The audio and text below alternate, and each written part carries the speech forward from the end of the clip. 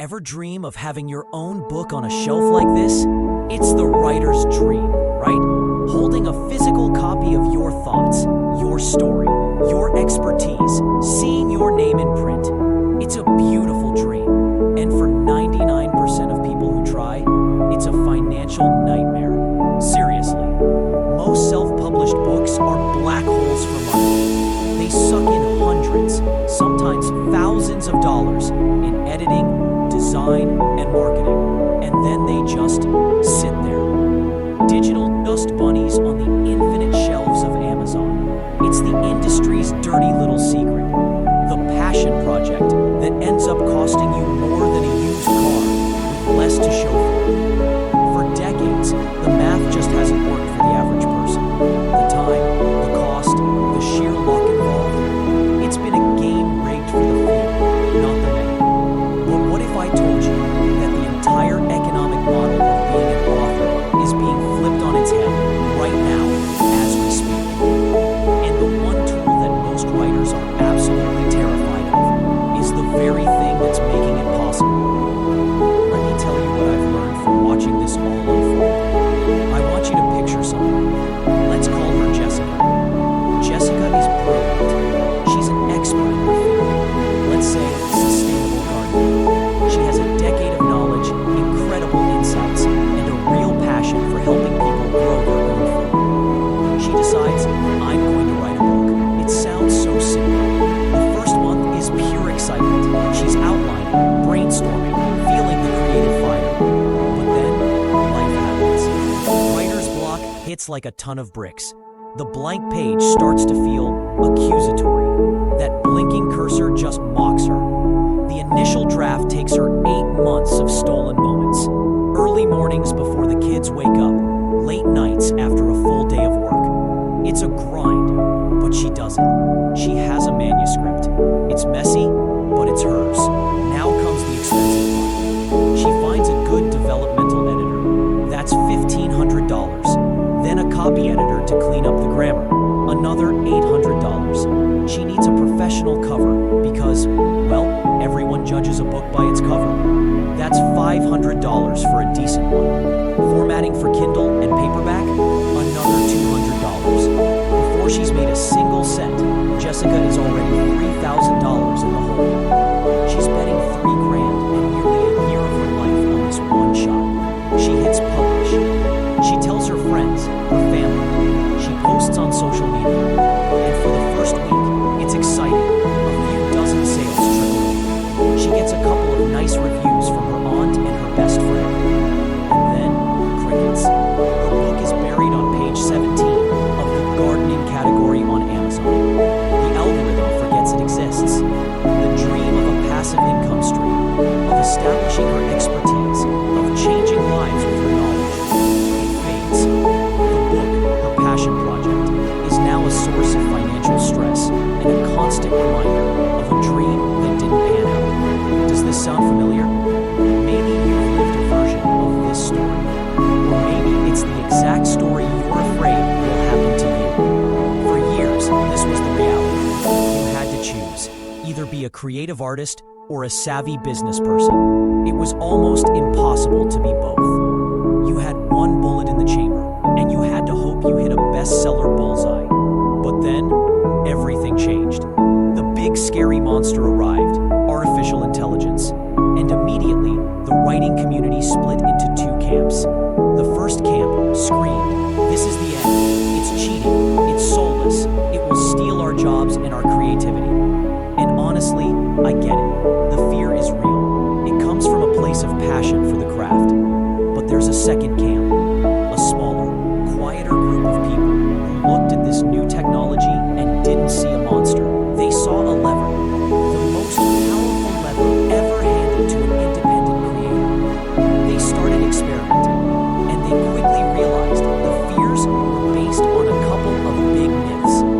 The first myth, AI will replace my creativity and make my writing generic. This is the biggest one. The idea that you just push a button and a robot spits out a finished, soulless book. But that's not how it works at all. Think of it this way. A master chef doesn't just have a knife. They have a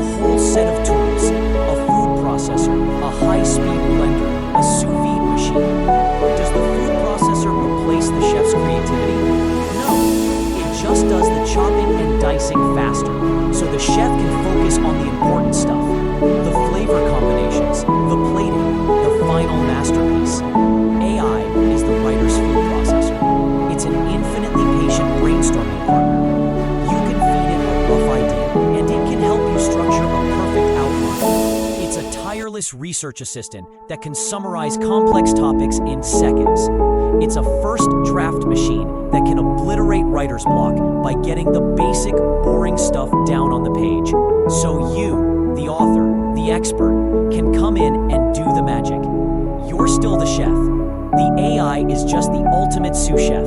It doesn't steal your voice. It clears the path so your voice can come through louder and clearer. And that leads to the second myth. Using AI is cheating and readers will hate it. Let me ask you this. Is using spell check cheating? Is using Grammarly to fix your sentence structure cheating? Is using Google to research a fact cheating? Of course not. They're tools. Readers don't care what tools you used. They care about one thing. Is the book good? Does it solve their problem? Does it entertain them? Does it feel authentic? Authenticity doesn't come from the typing. It comes from your ideas, your stories, your expertise, your unique perspective. The human element is what you leave in after the heavy lifting is done. You are the curator, the editor-in-chief, the final voice of authority. AI helps you assemble the materials. You are the one who builds the house. And this is where the economic benefits become insane. Let's go back to our author, Jessica. Imagine a different timeline for her. Timeline B. In this timeline, she still has her decade of gardening expertise and her passion. But this time, she has an AI partner. Instead of spending a month agonizing over the outline, she spends an afternoon workshopping it with an AI. She refines the structure, adds her unique angles, and in 3 hours has a comprehensive chapter-by-chapter blueprint for a killer book. Then, for the first draft, she doesn't stare at a blank page. She uses a tool, let's say something like InstaAuthor, to generate the foundational text for each chapter based on her detailed outline. It's not perfect, it's not her voice, but it's there. About 80% of the raw information is on the page. Now, instead of spending 8 months writing from scratch, she spends 1 month editing, refining, and elevating. She's not a typist anymore, she's an author. She's weaving in her personal anecdotes, her case studies, her hard-won wisdom. She's infusing the text with her personality. The book is finished in a little over a month, not a year. And the cost? Because the draft is already clean and well-structured, her editing bill is cut in half. So instead of being $3,000 in the hole, she's maybe $1,500 deep. She publishes. And here's where the economics truly flip. Because she didn't spend a year on this book, she's not emotionally or financially depleted. If the book does okay, great. If it doesn't, it's not a devastating blow. Why? Because in the time it took her to write one book in the old way, she can now produce 4, or 5, or 6. She's no longer buying a single high-priced bottle to eat and pray. She's building a diversified portfolio of intellectual property assets. Her first book on sustainable gardening might just do okay, but her second book, The Urban Gardener's Guide to Balcony Tomatoes, might find a passionate niche and take off. Her third book on compost could become a steady, passive seller for years. She's not relying on a single home run. She's getting on base over and over and over again. She's de-risked the entire process. The financial pressure is gone, replaced by creative momentum. This is the real revolution of AI for authors. It's not about writing without effort. It's about changing the fundamental economic equation. It shifts authorship from a high-risk, high-cost, low-velocity gamble to a low-risk, low-cost, high-velocity business.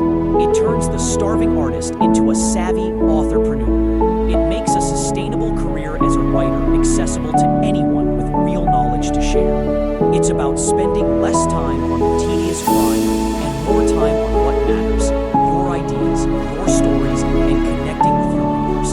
It's about building a library, not just a book. Look, seeing this paradigm shift is one thing, but actually being a part of it,